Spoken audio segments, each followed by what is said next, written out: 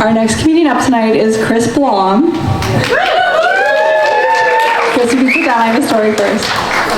So Chris is a lawyer, and one time he and I were in an argument. And it was the field of my study, but of course he was right and I was wrong. And I'll never forget, he said that I argued so confidently, he really doubted himself. I was like, well, damn, maybe kinesiology isn't not my strong suit, but should I have been a lawyer? You know, instead of legally blonde, I could have been legally brunette. But please welcome to the stage Mr. Legally Bald, Chris Blom. Hey, how's everyone doing? All right. Thank you for those kind words, Nicole. I was just being nice. Let's give it up for Brad. Excellent job. If I recall correctly, he was voted #1 comic at this last event, and not just because he filled the room with all his friends. Now, before we get started, I think we need a land acknowledgement. For one night and one night only, this is the land, the land on which we are celebrating comedy is the unceded territory of the Huron, the Wendat, the Anishinaabe, and all of you who couldn't get leaf tickets. Now, a new year is upon us. There's a few of you too. A new year is upon us, and with the new year, some of you decide to have a New Year's resolution. And with that in mind, I visited my family doctor. And my doctor said, Chris, you need to consider dieting. I did that. I considered it. I saw my eye doctor. He said, Chris, you need to eat more nightshade vegetables. You know, spinach, kale, broccoli, that sort of thing. You know why they're called nightshade vegetables? Because if you saw them in the light of day, you wouldn't eat that shit. I saw my dentist. We were talking about my flossing routine. He said, Chris, you need to have something between your teeth every day. So now I'm eating more corn on the cob. I walked past a health spa the other day, and I saw on the door the various treatments they offer. They offer Botox, fillers, and coffee enemas. Coffee enemas. Where do you think this started? In a spa or a coffee shop? I picture going into Starbucks and my barista says, Chris, I have an idea. With coffee enemas come the usual questions. If I want cream and sugar, do I add it myself? In the morning, I'm a little bit chumpy. Can I get a decaf? Where am I going? Hang on. Can I get a latte? Can I get it to go? Coffee enemas, giving new meaning to dark roast. So as you know, over the last few years, we've become more sensitive about cultural issues. Woke and wokeism has entered our lexicon, so much so that it's entered the medical world.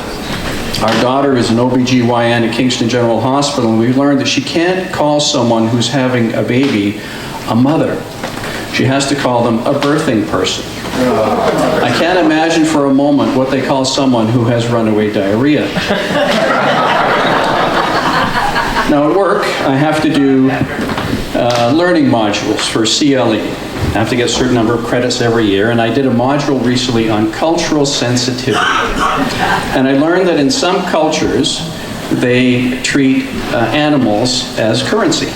And so I'm now culturally sensitive enough that I can accept my next retainer in the form of goat. We'll just put it on the top of Scotia Plaza in the pen with all the other animals. The good news is that the city mandated that the landlord put a lawn up there.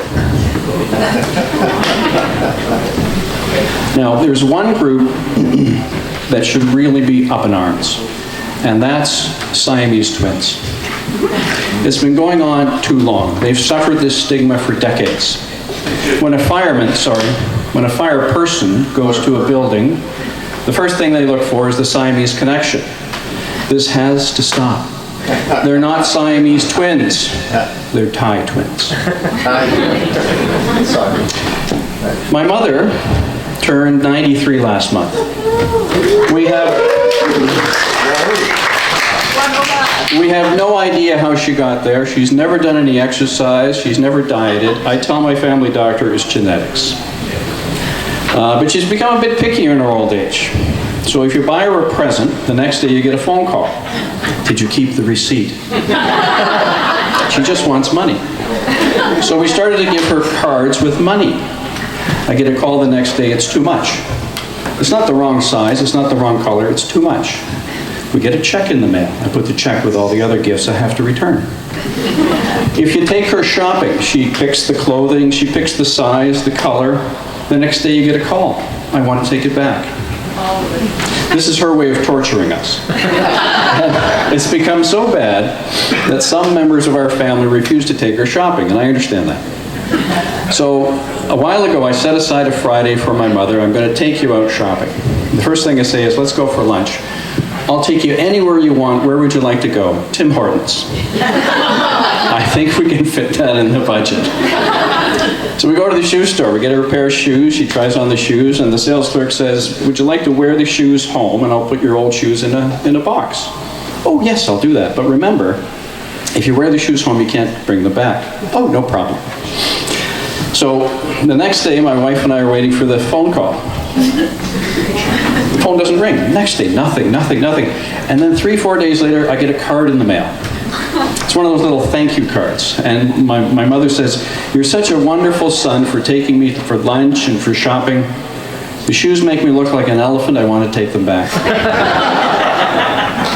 So, I'm doing some pre-planning for my mother's funeral. You know, the planning before you do the planning. Because you can never be too ready. I contacted the funeral home. They said, you know, take her to Father John, the Catholic priest in town. I took her to meet the priest.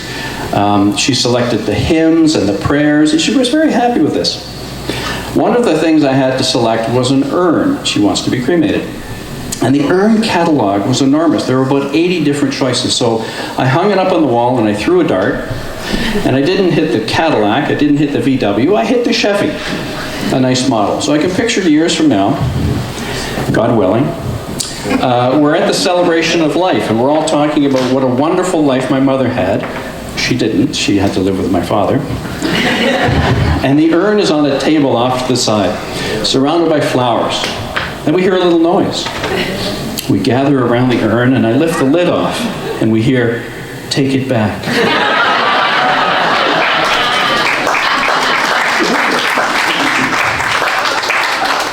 So I practice law by day because there's no money in comedy. I specialize in litigation, you know, fighting about money. And litigation is this wonderful petri dish of human emotions. When people are under stress, they say and do crazy things. And I'm going to share a few examples of that. Early on in litigation, we conduct what's called an examination for discovery. Picture a deposition on American TV. I'm questioning this woman who claims to have been injured in a car accident. She had injuries to her knees. So I asked her, do you have pain in your knees? Yes. Do you have restricted range of motion? Yes. And do you have stiffness in your knees? Yes. Is one knee worse than the other? Yes. Which one? I don't know. So I put my pen down, I just sort of stopped and said, I think I might have gotten something wrong. I need to do this again. You have pain in both knees, yes. You have symptoms in both knees, yes. Pain, stiffness, reduced range of motion, yes. One knee's worse than the other, yes. You don't know which one, no. So I said to her, without skipping a beat, are you making this up? Well, she pushed the chair up back. She stormed out of the room. Before the door could hit her in the ass, she said, I withdraw my case. It's that easy. I've been involved in a lot of cases involving historical sexual abuse. In other words, things that priests shouldn't have done. And sometimes, because the events are so far in the past, the witnesses are aging and they might not make it to trial. So there's a procedure we can do. We can tape their evidence before trial. And I went to Sarnia, the cultural capital of Ontario, to one of these. And I arrive, and I go down to the basement, and there's the mother of the plaintiff sitting in a chair strapped into all kinds of medical devices. And I thought, you know what? It's a good thing we decided to do this because she's not going to make it. So the lawyer starts the questioning, and he says, your name is Sarah Jones, yes. You're the mother of the plaintiff in this case, yes. When was he born? January 1st, 1962. How long have you known him? Now, the worst part of it is that young lawyer was going to have to bring the DVD back to the office for the senior partner to watch. I was involved in a trial a few years ago in London before Justice Kennedy, as he then was. We say that when their posting has changed. He's dead now.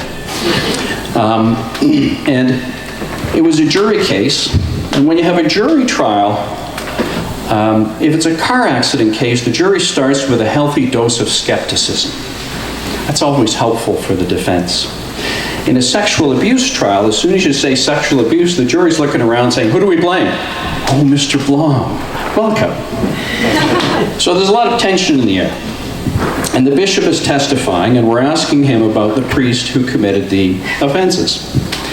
And the bishop is explaining how the Pope laicized the priest, because only the Pope has the power to laicize a priest. And Justice Kennedy leans over and says, Bishop, how do you spell that? And the bishop says, P-O-P-E. I can tell you the tension broke at that moment. Years ago, I tried a case in Newfoundland. We were there for 8 weeks, and it involved claims of victims of abuse at the Mount Cashel Orphanage. And one of the things I have to ask plaintiffs about is their sex life, because psychologists will testify later in the trial and talk about, how this can affect their sex life. So I was questioning a very self-confident gentleman, and it's in a courtroom that's packed. So the press is there, family's there, friends are there. And so I want to lay down some foundational questions so everyone understands why I'm going to ask this question. And before I get there, the plaintiff leans forward and says, Mr. Blom, if I was a woman, I'd want to be with me. No more questions. When we were in Newfoundland, we were there for so long, 8 weeks, you get to know the guards. When you enter the courthouse and you have your bag scanned and that sort of thing. And so, apropos of nothing, I just said to one of the guards, what is the number one thing people try to bring into the courthouse that they shouldn't bring into the courthouse? And I thought, it can't be a gun, no one would be that stupid. It can't be a knife, that would be also foolish. So let me put it out to you. What do you think is the number one thing in St. John's, Newfoundland people are bringing into the courthouse that they shouldn't bring into the courthouse? Bottle screech. Camera. Phone. Bear sprays? No, a dildo. I couldn't believe what I heard. So can you imagine being in the lineup and your purse goes through the scanner and the guard brings out your 12-inch Big Daddy Inferno? What do you say to your nephew?